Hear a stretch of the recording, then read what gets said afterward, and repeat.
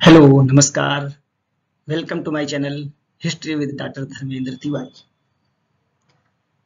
आइए इस वीडियो में आज बात करते हैं Indian invasion of Alexander, Sikandar के भारतीय आक्रमण पर। इसके पिछले वीडियो में आपने देखा होगा कि 6 सेंचुरी बीसी में जो भारतीय आक्रमण हुए, भारत पर जो विदेशी आक्रमण हुए, उनमें पारसिक आक्रमण जो पर्शियन इन्वेजन था, उस वीडियो में मैंने उस पारसिक आक्रमण के बारे में बड़े डिटेल में बात की थी। और उत्तर पश्चिम भारत, नॉर्थ वेस्ट इंडिया में खैबर पास से और हिंदू कुश पहाड़ी होते हुए जो विदेशी आए भारत पर आक्रमण किए, उनमें सबसे पहले थे पारसिक। और पारसिकों को रिप्लेस करके, पारसिकों को आरबेला के युद्ध में पारसिकों को हरा करके सिकंदर ने पारसिक साम्राज्य पर अधिकार कर लिया और फिर वो भारत की तरफ बढ़ा। स्टूडेंट्स, फ्रेंड्स, आइए आज इस वीडियो में सिकंदर का भारतीय आक्रमण, इंडियन इन्वेजन ऑफ अलेक्जेंडर पर बात करते हैं। ये देखें स्क्रीन पर आप, अलेक्जेंडर इंडियन कैंपेन, सिकंदर का भारतीय अभियान। After the Persian invasion, northwestern India became the victim of a second European invasion. This was the Macedonian invasion, led by the great European conqueror Alexander. Parsik आक्रमण के बाद, भारत पर पारसिक आक्रमण के बाद उत्तर पश्चिम भारत एक दूसरे यूरोपीय आक्रमण का शिकार हुआ और वो मेसिडोनिया आक्रमण था। मेसिडोनिया के शासक, मेसिडोनिया के यूरोपियन विजेता सिकंदर का आक्रमण था। Alexander was the son of Philip second. Sikandar Philip second का, सिकंदर के पिताजी का नाम फिलिप द्वितीय था, जिनका टाइम 359 टू 336 ईसा पूर्व, सत्रप ऑफ मेसिडोन, और वो मेसिडोनिया के क्षत्रप थे, मेसिडोनिया के किंग थे। In the famous battle of Arbela, Arbela के प्रसिद्ध युद्ध में 331 ईसा पूर्व 331 बीसी, आरबेला के प्रसिद्ध युद्ध में ही defeated the Persian army under the leadership of Darius third. Darius third, Dara तृतीय के नेतृत्व में पारसिक सेना को सिकंदर ने हरा दिया। और ये बड़ा इंपॉर्टेंट क्वेश्चन है स्टूडेंट्स आपके लिए, यूपीएससी पीपीएससी एग्जाम के लिए, कि किस युद्ध में सिकंदर ने पारसिकों को हराया, किस शासक को हराया। वो दारा तृतीय थे, डेरियस थर्ड थे, बैटल ऑफ आरबेला में 331 बीसी में हराया था। Therefore, after the destruction of the Hakhamani Empire in the late spring of 326 BC, with a large army, he set out of Indian conquest. हखामानी साम्राज्य को समाप्त करने के बाद, पारसिक साम्राज्य को खत्म करने के बाद, बसंत के महीने में 326 ईसा पूर्व बसंत के महीने में एक बड़ी सेना के साथ सिकंदर भारतीय अभियान के लिए, भारत विजय के लिए चल पड़ा। At this time, many small and big districts, monarchies and republics exist in the northwestern part of India. इस समय भारत के उत्तर पश्चिम भारत में बहुत से राजतंत्र, गणतंत्र राज्य कर रहे थे। Doctor H.C. राय चौधरी, डॉक्टर हेमचंद्र राय चौधरी, जिनकी प्रसिद्ध बुक है political history of ancient India, इसमें उल्लेख करते हैं कि 28 इंडिपेंडेंट स्टेट्स, उस समय 28 स्वतंत्र राज्य थे जो जनजातीय रूप में, जो गणराज्य रूप में वहां पर राज्य कर रहे थे, गणराज्य और राजतंत्र, गणतंत्र के रूप में राज्य कर रहे थे। Existed in the regions of Punjab and Sindh at this time. Doctor Hemchandra Ray Chaudhuri बताते हैं कि इस समय पंजाब और सिंध के क्षेत्र में 28 स्वतंत्र राज्य, स्वतंत्र गणतंत्र, राजतंत्र राज्य कर रहे थे।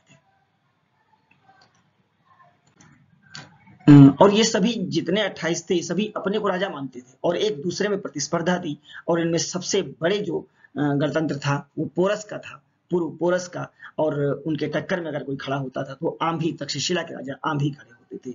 इन दोनों में प्रतिस्पर्धा थी और इस कंपटीशन का नतीजा था कि भारतीय को आमंत्रित करना, आंभी का एक, भारत में सिकंदर को बुलाने का एक कारण बना। आंभी ने सिकंदर को आमंत्रित किया था। आप देखें आगे, Alexander departure to the Indus after destroying in the हखामनी एम्पायर। पारसिक साम्राज्य को समाप्त करने के बाद सिकंदर सिंध की तरफ बढ़ा। His established a colony in the province Balkh, Bactria, located in its easternmost part. अपने साम्राज्य के पूर्वी क्षेत्र में सिकंदर ने बल्ख, बैक्टीरिया में बल्ख प्रांत स्थापित किया। From this place he marched for Indian conquest, और वहीं से उसने भारतीय विजय के लिए अपना अभियान शुरू किया। Starting from Balkh, he crossed the Hindu Kush mountain उसने बल्ख से चलकर हिंदुकुश पर्वत पार किया via the main road to Kabul, Kabul की मुख्य सड़क से उसने हिंदुकुश पर्वत पार किया। ही रीच्ड अलेक्जेंड्रिया, इस तरह वो सिकंदरिया पहुंच गया। From here Alexander left for Nicaea, और वहां से वो निकैया के लिए चल पड़ा। This was the nearest state of India, जो कि भारत के सबसे नजदीक राज्य था निकैया। एट निकैया, निकैया पहुंचने पर a delegation met Alexander under the leadership of King Ambhi to Takshashila, Takshashila के राजा आम्भी के नेतृत्व में एक डेलीगेशन सिकंदर से आकर के मिला। Who gave him full assurance of help, उसने सिकंदर को पूरी मदद करने का आश्वासन दिया। The king of Taxila presented valuable things and elephants to Alexander, और यहीं पर आम्भी ने सिकंदर को बहुत सी आवश्यक वस्तुएं गिफ्ट की और बहुत से हाथी उपहार में दिए। और माना जाता है कि भारत के देशद्रोह की ये पहली घटना थी, और आम्भी को, तक्षशिला के राजा आम्भी को भारत का पहला देशद्रोही माना जाता है कि जिसने सिकंदर को आमंत्रित किया निकैया में जाकर के। आफ्टर दिस, इसके बाद, in the spring of 326 BC, 326 ईसा पूर्व में बसंत के महीने में, the Greek conqueror cross the Indus river, Sikandar ने सिंधु नदी पार की and set foot of Indian soil, और सिंधु नदी पार करके उसने भारतीय भूमि पर कदम रख दिया। आगे देखें, ये एक मैप है कि किस किस तरह से सिकंदर भारत की तरफ बढ़ा, कैसे, जैसे आप इस मैप में देखें कि बैक्टीरिया और ये सब होते हुए इस तरह से यहाँ से इस एरिया से सिकंदर ऐसे होते हुए ये पूरा टैक्सिला और इस तरह से हेडस्पीस यानी झेलम और असक्सनीस, चिनाब, झेलम, चिनाब, रावी सब होते हुए ये हाइफस व्यास तक पहुंचा था। यहाँ पर ये आगे देखें आप, activity of Alexander across the Indus river, Sindh नदी पार करने के बाद सिकंदर की गतिविधियां क्या हुई। After crossing the Indus, Sindh नदी पार करने के बाद, Ambhi the ruler of Taxila, जो तक्षशिला के राजा आम्भी थे, whose kingdom was spread between the Indus and Jhelum river. यहाँ ध्यान रखिएगा, आम्भी का जो राज्य था वो सिंधु और झेलम नदी के बीच में था। ये क्वेश्चन कई बार पूछा गया है। सिंधु और झेलम, ये देखें आप, ये है इंडस सिंधु नदी और ये है झेलम नदी, इन दोनों के बीच में यहाँ आम्भी का राज्य था। ये पूरा आम्भी का एरिया था और टैक्सिला आम्भी की राजधानी थी। ये surrendered to Alexander along with his entire people and army and stayed in his capital. Ambhi ने सिकंदर के सामने समर्पण कर दिया। वो तो इंतजार ही कर रहा था सिकंदर का, उसने समर्पण कर दिया और अकेले नहीं, अपनी पूरी सेना और पूरी जनता के साथ समर्पण कर दिया और अपनी राजधानी में सिकंदर को रुकने की जगह दी। सिकंदर का सम्मान से स्वागत किया।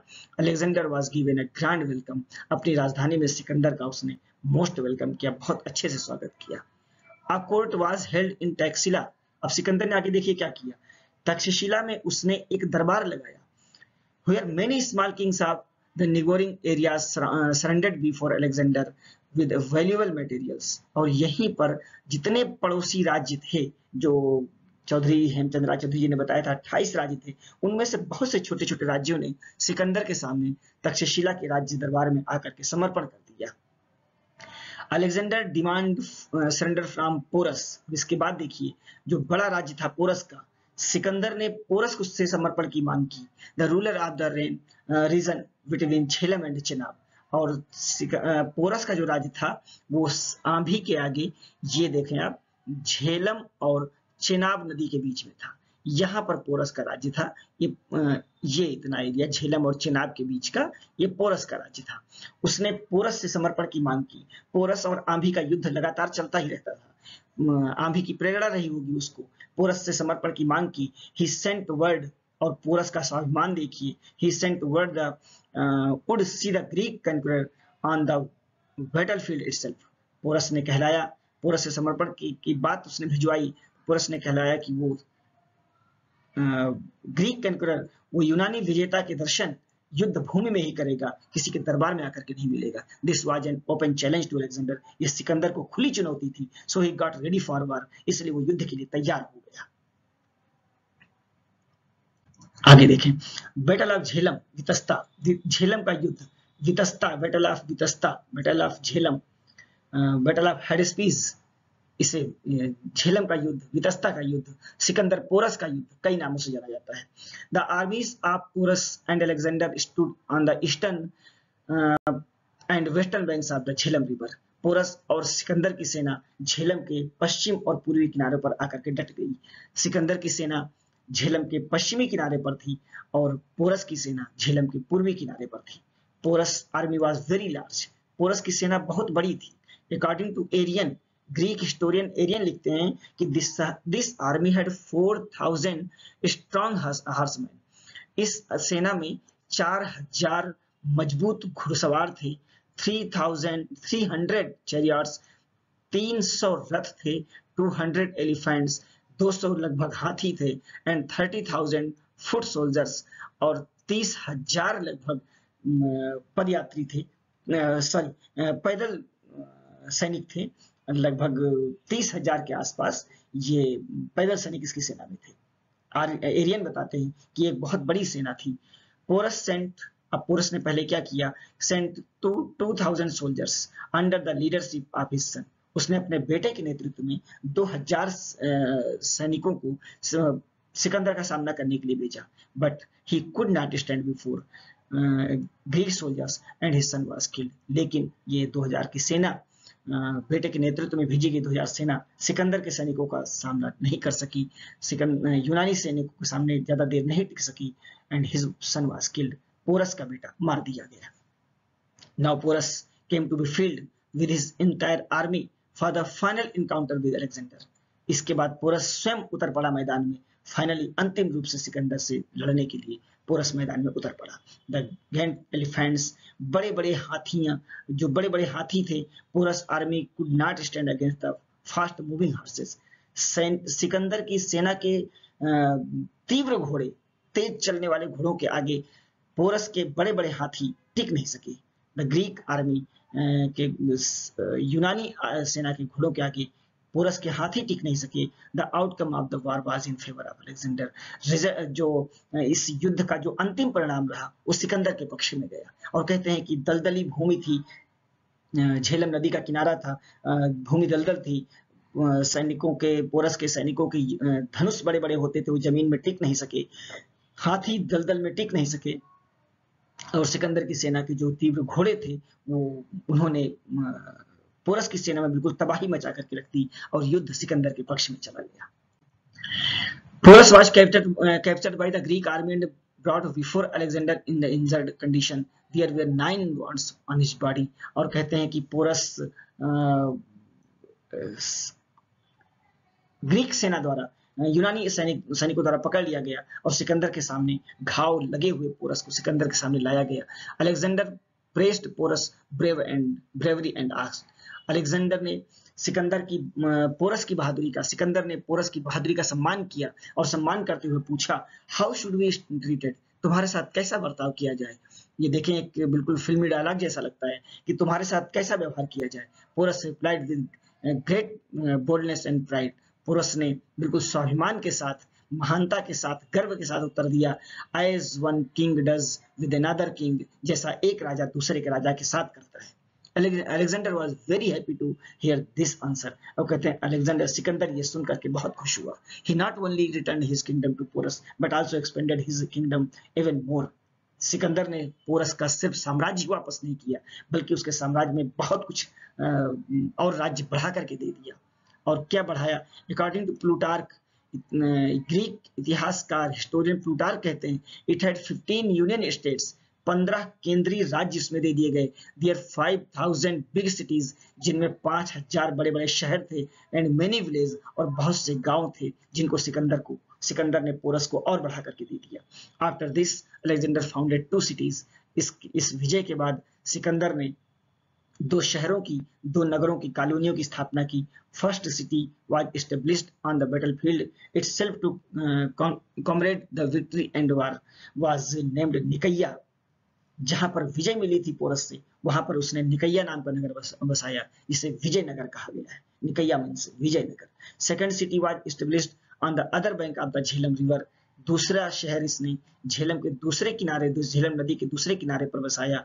Alexander favourite horse Bucephala had died, जहां पर अलेक्जेंडर का, सिकंदर का प्रिय घोड़ा बौकेफला की मृत्यु हो गई थी। This town was also named Bucephala, और उसने अपने प्रिय घोड़े के नाम पर इस जगह का नाम बौकेफला रखा, इस नगर का नाम बौकेफला रख दिया। आगे देखें, अलेक्जेंडर रिटर्न, सिकंदर वापस हो गया। कब, कहां से? Beas river prove to be the peak point Alexander rise, Sikandar के उत्कर्ष का, सिकंदर के विजय चरम की जो बॉर्डर थी, जो लाइन थी, बॉर्डर लाइन थी, वो ब्यास नदी से हुई। There was a rebellion in his army and his soldiers refused to advance further.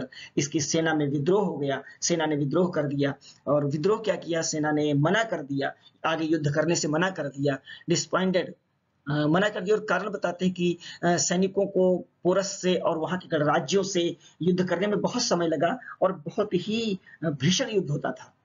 इन छोटी छोटी जातियों से, पोरस से, इन सबसे बहुत भीषण युद्ध हुआ, और सेना थक चुकी थी, काफी टाइम हो चुका था घर से निकले हुए, और उनको आगे पता था कि आगे मगध का साम्राज्य है, जहां पर पाटलिपुत्र राजधानी मगध का साम्राज्य है, और वहां महापद्मनंद जैसा नंद डायनेस्टी के रूलर बैठे हुए हैं, उनसे थोड़ा भय भी था, और कहते हैं इसीलिए सिकंदर के सैनिकों ने आगे युद्ध करने से मना कर दिया।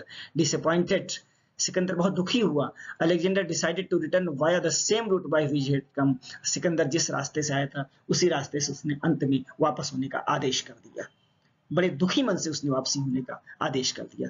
ही लेफ्ट द एंटायर रीजन, और वापस होने के पहले उसने अपने जीते हुए क्षेत्र को कई भागों में बांट दिया, और उसके एक गवर्नर नियुक्त कर दिए। देखे कहां कहां पर इंपॉर्टेंट है ये, between the Beas and Jhelum rivers under the control of Porus, Jhelum और व्यास नदी के बीच का पूरा एरिया उसने पोरस को दे दिया। He gave the right to Ambhi, उसके दाहिनी तरफ का पूरा एरिया आंधी को दे दिया। To rule the region west of Jhelum, Jhelum के पश्चिम का जो पूरा एरिया था वो आंधी को दे दिया। Abhisara to rule the territory of Kashmir, और कश्मीर यानी उत्तर की तरफ राज्य करने के लिए अभिसार को दे दिया। अब यहाँ पर देखें, पोरस भी आंधी की तरह से सिकंदर की दिए हुए राज्य पर राज्य करने को तैयार हो गए। आंधी और पोरस में तरह से समानता ही हो गई। फिर Alexander crossed Chenab river and come to the banks of Jhelum, Alexander ने चेनाब नदी पार किया और झेलम के किनारे आया। After this Alexander reached Patal, वहां से चलकर अलेक्जेंडर पाटल पहुंचा। Where the Indus river divided into two streams, जहां पर सिंधु नदी दो धाराओं में बट जाती है। Alexander to complete control over it, और उसने पाटल पर पूरा कब्जा कर लिया। Here he created a new क्षत्रपी हुज सत्रप अपॉइंटेड पिथोन, और यहाँ पर उसने नया राज्य बनाया और उसका गवर्नर बनाया पिथोन को। This was Alexander last victory, ये सिकंदर की भारत में अंतिम विजय थी। याद रखिएगा, पाटल सिकंदर की अंतिम विजय थी। पिथोन को वहां का गवर्नर यानी क्षत्रप बना दिया, और उसको एक क्षत्रपी यानी राज्य बना दिया। इन सितंबर 325 BC, 325 ईसा पूर्व सितंबर के महीने में Alexander left Patala of Greece, Alexander Sikandar Patala से यूनान के लिए चल पड़ा। Passing through the desert parts of Gedrosia, Gedrosia के रेगिस्तान से होता हुआ वो बेबीलोनिया पहुंचा, बेबीलोन पहुंचा, यानी आज के कल का जो मेसोपोटामिया था, आज का इराक है बेबीलोन, वहां पर पहुंचा।